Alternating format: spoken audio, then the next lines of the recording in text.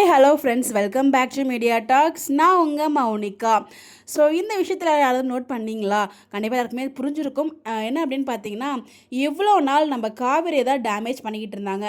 நம்ம காவேரியை விஜய் தேடி தேடி வந்தாலும் அவங்கள அவமானப்படுத்துகிற மாதிரியும் அவங்கள வந்து பெருசாக மதிக்காத மாதிரியும் வந்து ஸ்டார்டிங்கில் பண்ணிகிட்டு இருந்தாங்க.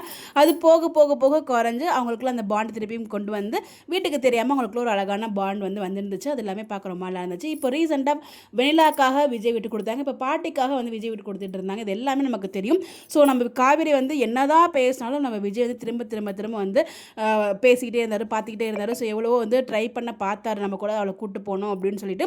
ஒரு கட்டத்தில் அவருக்குமே ஃப்ரஸ்ட்ரேஷன் ஆகி, எனக்கு நீ தேவையில்லை, நீ தேவைன்னு அவர் சொல்லலை, இனிமேல் நான் உன்னை பார்க்க வரமாட்டேன், என் குழந்தைய பார்க்க வருவேன், அதேமாதிரி வந்து கண்ட்ரோல் பண்ண நான் ட்ரை பண்ணிக்கிறேன், இனிமேல் வந்து இனிமேல் உன்னை பார்க்க தான் வருவேன் நினச்சிட்டு இருக்காது. அது எல்லாமே வந்து நம்ம காவேரி கிட்ட அந்த பொசிசிவ்னஸ் உண்டாக்கணும் அப்படிங்கிறதுக்காக பேசினா தான் நான் நினச்சேன். வடனா டீம் அதுக்காக கொண்டு போன மாதிரி தெரியல. ஸோ இதை வச்சு ஒரு பெரிய மூவ் பண்ணுறாங்க, இனிமேல் விஜயோட கேரக்டர் டேமேஜ் பண்ணுற மாதிரி தான் கொண்டு போவாங்களோ அப்படிங்கிற மாதிரி எனக்கு தோணுச்சு. நான் அன்னைக்கு பேசும்போது நினச்சேன், இது மூலயமா காவேரி வந்து கொஞ்சம் பொசசிவ் ஆகி விஜய் கிட்ட போகிறதுக்கு இது ஒரு முக்கியமான விஷயமா இருக்கும்னு எதிர்பார்த்தேன். பட் ஆனால் விஜய் கிட்ட போகிறதுக்கு இல்லை, விஜய் விட்டு போகிறதுக்கு அப்படிங்கிறது இன்றைக்கி போக போக எபிசோட் பார்க்கும்போது தான் புரியுது. ஸோ போதும்பா முடியல அப்படிங்கிற லெவலுக்கு வந்து டார்ச்சர் பண்ணிகிட்டு இருக்காங்க நம்ம டீமு. அங்கே பேசிவிட்டு நான் வந்து பாப்பா வரேன் பாப்பா அப்படின்னு சொல்லிட்டு கிளம்புறாரு.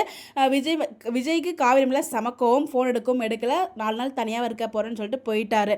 இன்னொரு பக்கம் வந்து பார்த்தீங்கன்னா காவேரி ஃபோன் பண்ணால் எடுக்கலை. ஸோ திருப்பி காவேரிக்கு விஜய் ட்ரை பண்ணும்போது அப்போ அம்மா இந்த பக்கம் இப்படி இருக்கிற பிரச்சனை விஜய்க்கு தெரியாது. ஸோ அம்மா பார்த்துட்டு ஃபோனை பிடுங்கிறதுனால தான் அவங்க ஸ்விட்ச் ஆஃப் பண்ணுறாங்க.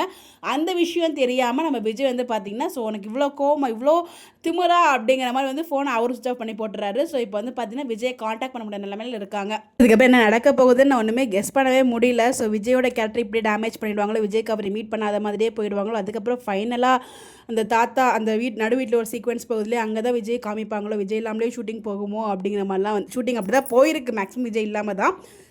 மேக்ஸிமம் விஜய் இருந்தாலும் நமக்கு வந்து ஷூட்டிங் அப்டேட்ஸ் கிடைக்காது. அது ஒரு விஷயம் தெரில. டீம் எப்படி மூவ் பண்ணுறாங்க அப்படின்னு சொல்லி வெயிட் பண்ணுவோம். பட் எனக்கு தெரிஞ்சு இந்த மாதிரி மூவ் பண்ணுவாங்களோ அப்படிங்கிற மாதிரி தாட் இருக்குது. பட் அப்படி மூவ் பண்ணக்கூடாது.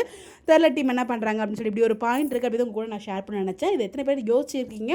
உங்களோட கெஸ் என்ன? உங்களோட பாயிண்ட் ஆஃப் வியூவை மறக்காமல் கமெண்ட்டில் ஷேர் பண்ணுங்கள். இந்த மாதிரி அப்டேட் தெரிஞ்சுக்க நம்மளோட சேனலை ஃபாலோ பண்ணிக்கோங்க. Bye bye.